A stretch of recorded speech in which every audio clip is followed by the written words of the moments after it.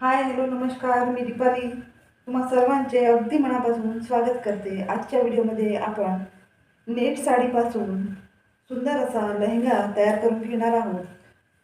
तर व्हिडिओला स्किप न करता पूर्ण पहा। अशा प्रकारची ही नेटची साडी आहे।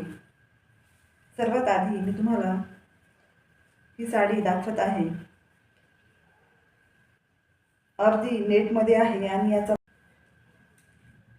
अशा प्रकारे याचा पदर हा वेलवेटचा दिलेला आहे।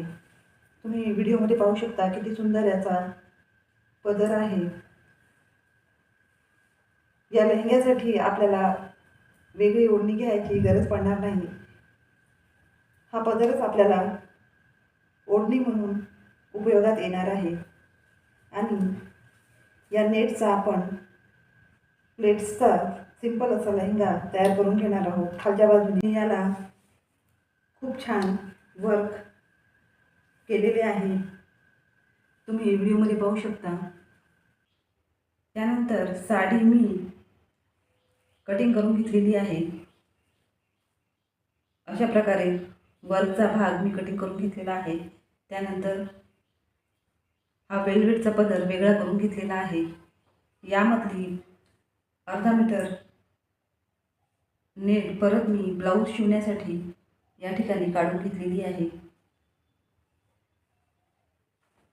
3 मीटर शायनिंगचे अस्तर यासाठी मी वापरणार आहे। साडीची फोल्ड केलेली आहे। आपल्या लेहंग्याची पूर्ण उंची 40 इंच, कमर घेर 32 इंच आहे।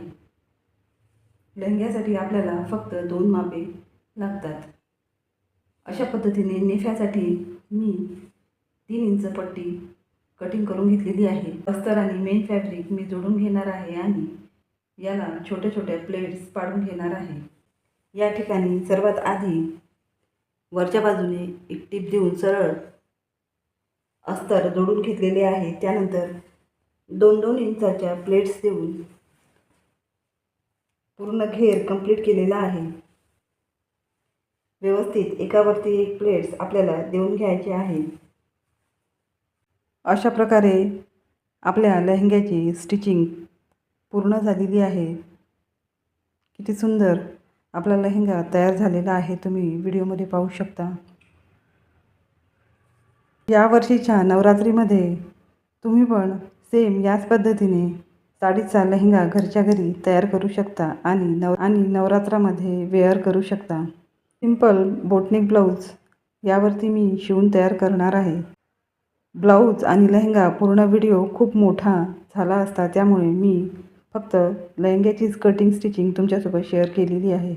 आजचा हा व्हिडिओ तुम्हाला नक्कीच आवडला असेल अशी मी आशा करते। परत भेटूया नवीन विषयासोबत। तोपर्यंत take care, bye, thanks for watching. नवरात्रीच्या हार्दिक शुभेच्छा तुम्हा सर्वांना।